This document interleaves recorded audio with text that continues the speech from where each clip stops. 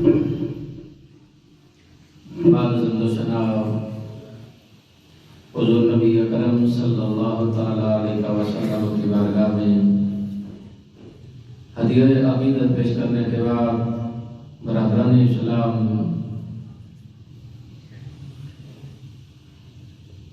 آج جس ہستی کا میں ذکر کرنے لگا ہوں، ملت اسلامیہ پوری انسانیت کے ماتھے کا جھومر، جس کا نام ہے ابو بکر صدیق رضی اللہ تعالی عنہ۔ عالم اسلام کے اندر اور پوری کائنات کے اندر حضرت آدم علیہ السلام سے لے کر حضرت عیسیٰ روح اللہ علیہ السلام تک نبیوں کے بعد جو سب سے افضل ہستی ہے وہ ہے ابو بکر صدیق۔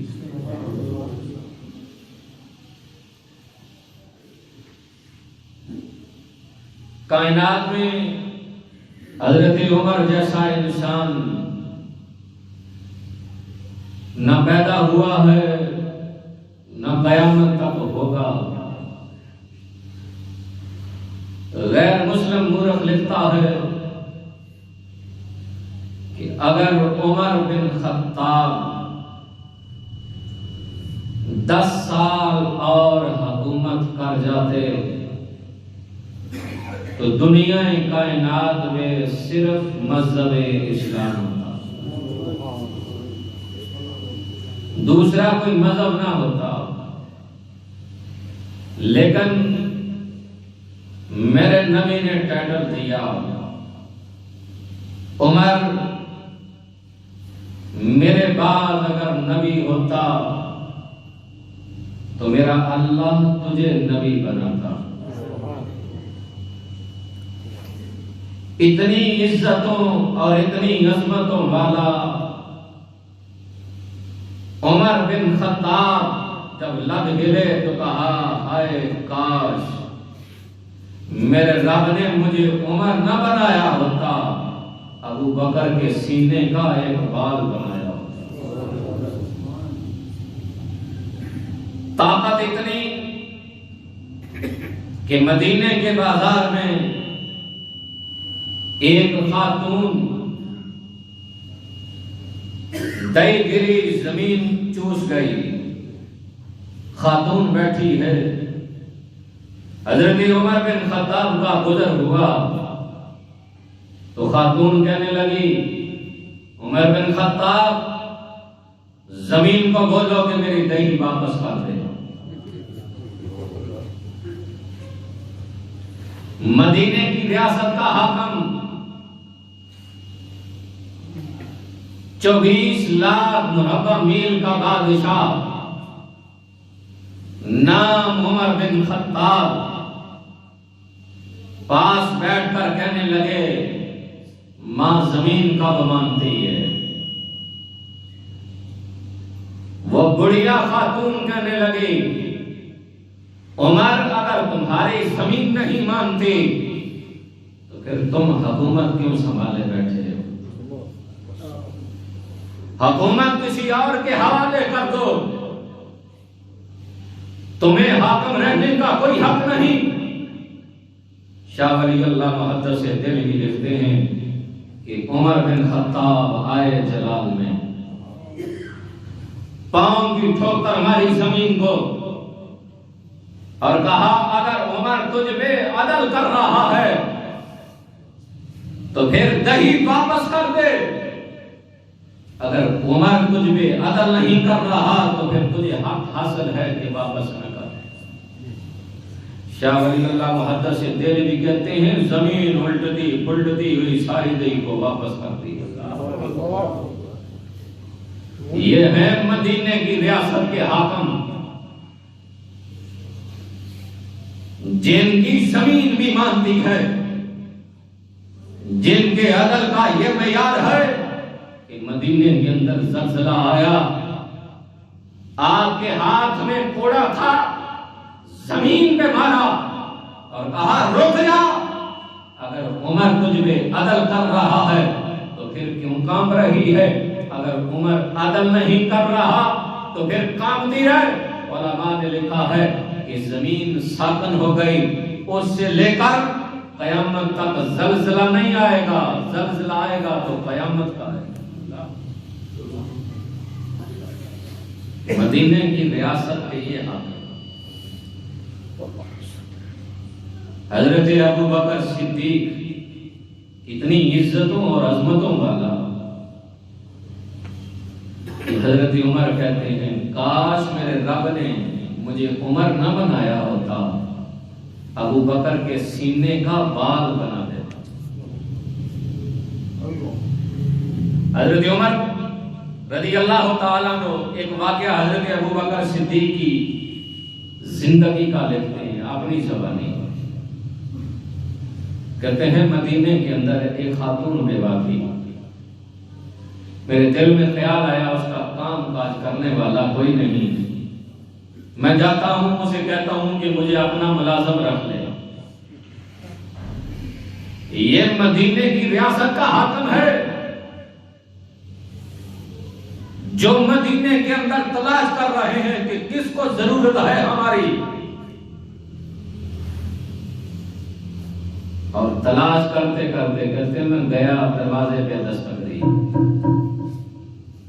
اندر سے خاتون نے دروازہ کھولا، کہا کیسے آئے ہو؟ کہا مجھے اپنا ملازم رکھ لو، تنخواہ کے لیے نہیں، اللہ کی رضا کے لیے۔ حاکم تو ایسے ہیں مدینے کی ریاست کے، وہ حاکم نہیں بنتے، وہ لوگوں کے خادم اور ملازم بنتے۔ حضرت عمر کہتے ہیں اس خاتون نے سوال کیا تو میں نے جواب دیا تو کہنے لگی مجھے کوئی ضرورت نہیں، میرا کام چل رہا ہے۔ کہتے ہیں میں نے پوچھا کون آتا ہے؟ کہا ایک نوجوان آتا ہے، میرے کام کاج سارے کر جاتا ہے۔ کہا اس کا نام کیا ہے؟ کہا مہینے گزر گئے میں اس کا نام پوچھتی ہوں تو وہ کہتا ہے ماں کام سے غرض ہے، نام سے کیا غرض ہے؟ نام کیا کرو گی؟ میں کام کر جاتا ہوں آپ کے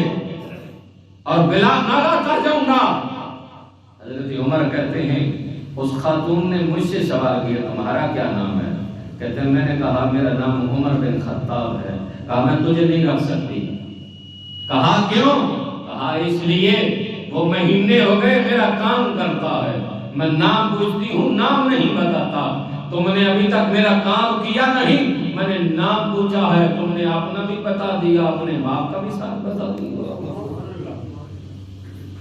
حضرت عمر کہتے ہیں میرے دل میں خیال آیا دیکھوں یہ کون ہے؟ کہتے میں چھپ گیا، سارا دن گزر گیا کوئی نہیں آیا۔ رات کی جب تاریکی ہوئی تو ایک شخص ہے جس نے پاؤں میں جوتے بھی نہیں پہنے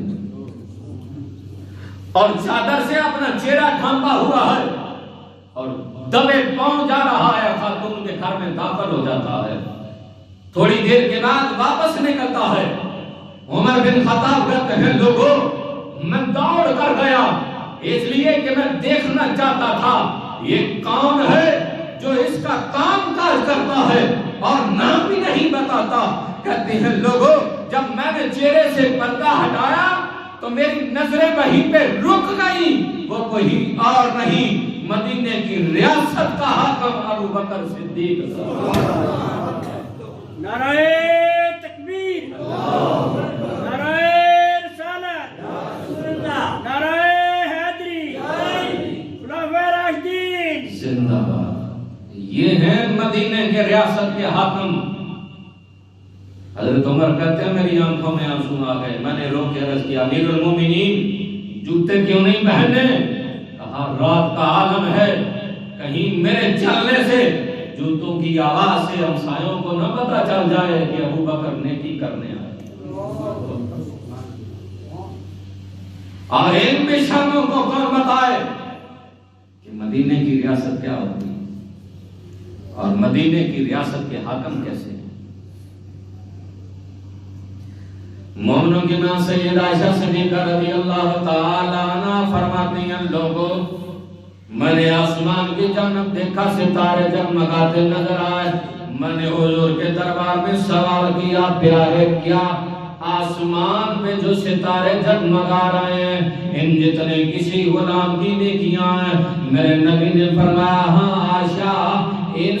ستاروں جتنی نیکیاں میرے غلام عمر کی نیکیاں ہیں حضرت عائشہ کہتی ہیں میرے دل میں ملال آیا میرے بابا کا نام آنا چاہیے تھا لیکن نبی پاک صلی اللہ تعالی علیہ وسلم نے نہیں فرمایا یہ کتنے شکوک و شبہات بندے کے ذہن میں آتے ہیں وہ سارے ختم ہو جاتے ہیں مومنوں کی ماں کا عقیدہ یہ تھا میں جس نبی سے سوال کر رہی ہوں وہ نبی ستاروں کی گنتی بھی جانتا دوسری علماء نے لکھا کہ میرا نبی ہر امتی کی نیکیوں سے باخبر رہتا ہے کون کہاں کیا کر رہا ہے اسی لیے کہ حضرت عمر فاروق نے ساری زندگی میرے نبی کے سامنے تو نہیں گزاری وہ تو رات کے عالم میں بھی نیکیاں کرتے وہ تو مصر کے اندر بھی جا کے نیکیاں کرتے ہر امتی کی نیکیاں میرے نبی کی نگاہ کے اندر ہیں اسی لیے تو فرمایا میرے عمر کی نیکیاں ہیں ستاروں کی طرح حضرت عائشہ صدیقہ کہتی ہیں میں نے عرض کیا پیارے میرے بابا کا نام نہیں لیا حضرت عائشہ صدیقہ فرماتی ہیں میرے لجپال نبی نے فرمایا عائشہ عمر کی ساری زندگی کی نیکیاں ایک طرف آپ کے بابا کی ایک نیکی ایک طرف عمر کی ساری زندگی کی نیکیاں ایک طرف رکھ دی جائیں تمہارے باپ کی ایک نیکی ایک طرف رکھ دی جائے تب بھی بھاری وہ کون سی ہے ہجرت کی رات میرے لجپال نبی نے فرمایا علی آؤ میرے بستر پہ سو جاؤ یہ مانتے لو صبح واپس کر کے مدینے لوٹا لو اب پتہ ہے وہ ننگی تلواریں لے کر جو باہر کھڑے تھے حضور کے محاصرہ کر کے گھر کا وہ کون تھے علماء نے لکھا ہے 80 بندے تھے تو سارے کے سارے وہ تھے جن کی امانتیں حضور کے پاس تھی یعنی دشمنی کی انتہا بھی دیکھو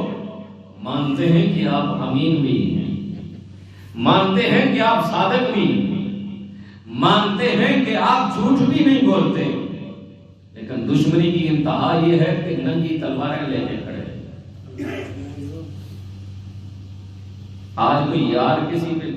مرنے کے لیے تیار ہوتا علی نے یہ نہیں کہا سونے باہر ننگی تلواراں دے سائے تے میں نہ بستر تے سو جا آج یار بس اتنا کر سکتے ہیں ایک طرح کا لباس بنوا لیا اور فوٹو کا کٹھے بنوا لیے ہم سارے اکٹھے یار یہ یاری ہے لیکن مدینے کی ریاست کے جو حاکم ہیں